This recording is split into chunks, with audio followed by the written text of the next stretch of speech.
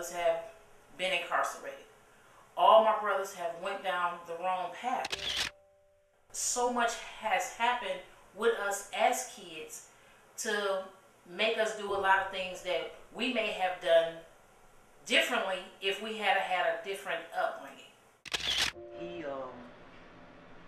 was a lot of fun. He was real smart. When he was about 6 years old, he was reading like at a 10-year-old's level. He was just a bright, fun kid.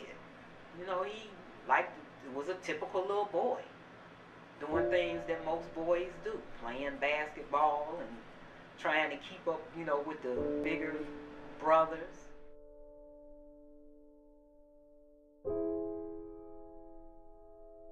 But he was hard-headed, you know. He was a tricky happy guy. He loved that pistol, man. He used to love that pistol. Tricky happy as he want to be, you know.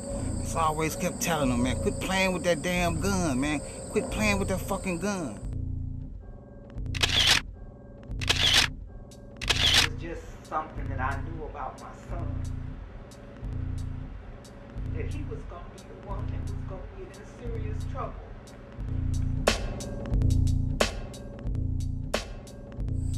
You know, we was young, kids, didn't know what to do. 17, 18, 19, you know. I mean, boy, we used to sit here and sell dope all day long.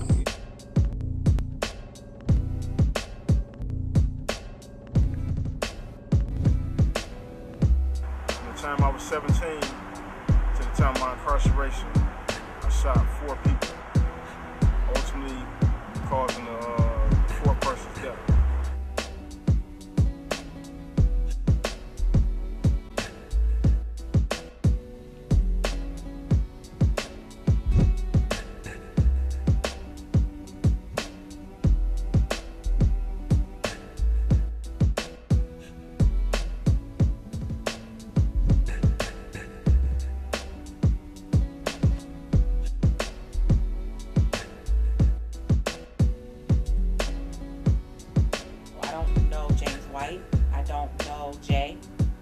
I know those names on paper. I don't even know that man. Like, I can't even imagine the stories that he has told me. Like, I can't even, the man that I know today, I can't even imagine him being that type of person. I can't.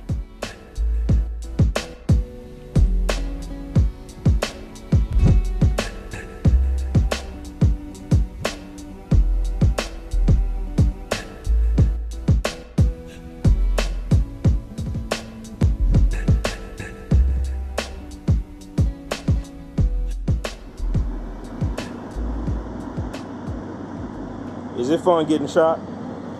Man, it's actually the worst feeling in the world. What's worse than actual pain is the thought that your life can be taken over something meaningless.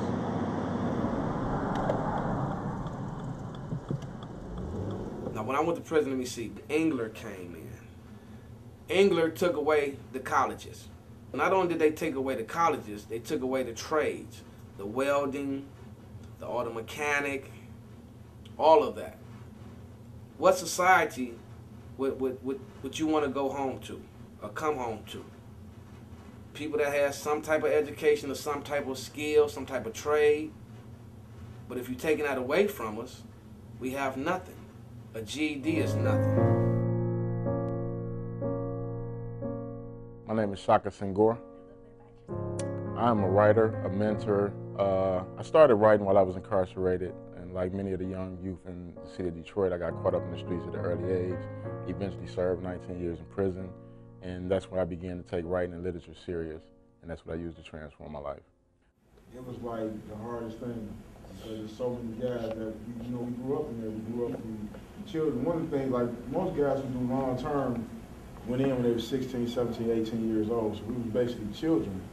And we grow up in there together. Like, those of us who come out with a strong foundation, like we have so many shared friends. We probably ain't been on the same yard in a long time, but we move in the same circles with like good, solid brothers.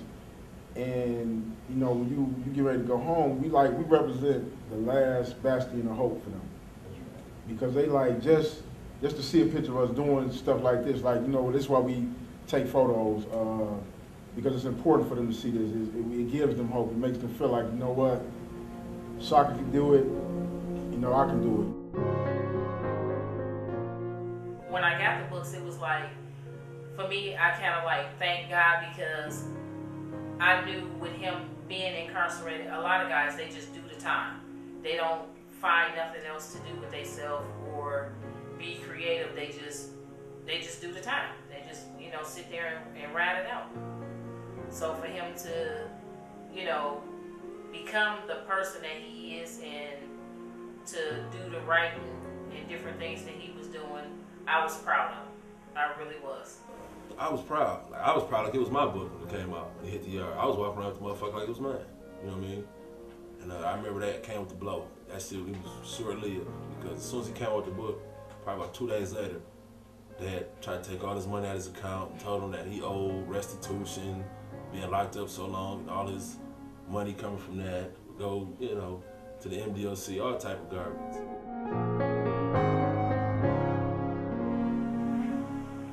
Did you hear about the lawsuit, the state suing him? No. Okay. You haven't heard about that? No. At all? No. You know, the state tried to sue him for basically the money that he was making off the book and wanted to charge him for his incarceration for 19 years. What? They sent him a bill in the mail for like close to $1 million. Are you serious? He was trying to build a brand. Not only that, survive also. So here it is. You don't want me to have any type of livelihood, because I am going to be free eventually. So here it is that you see me building my brand. I am networking. You don't want me to have any type of livelihood. So you sue me.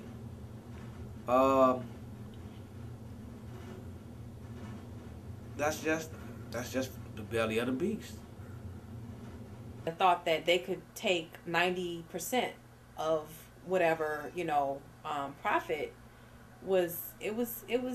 I was upset about it. You know, we were both pretty upset about it. You know, here we are trying to create, you know, this legacy, and for him to have, you know, something to come home to. I thought, you know, of course we knew the story was a good story. We knew that it had potential to blow up. And so the thought that the MDOC would get any part of that was scary. Like every time she moved, I'm just like, is she going in labor? So it's just really been reflecting, thinking about the upcoming birth of Sekou, and just like imagining what day-to-day life gonna be.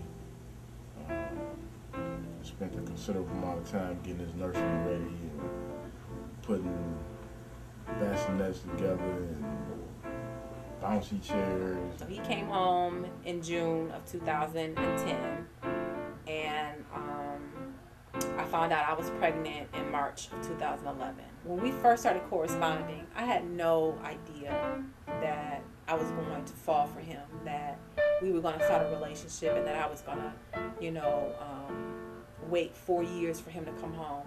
I would have never planned that. We went through a lot as a couple prior to me finding out that I was pregnant. And so, you know,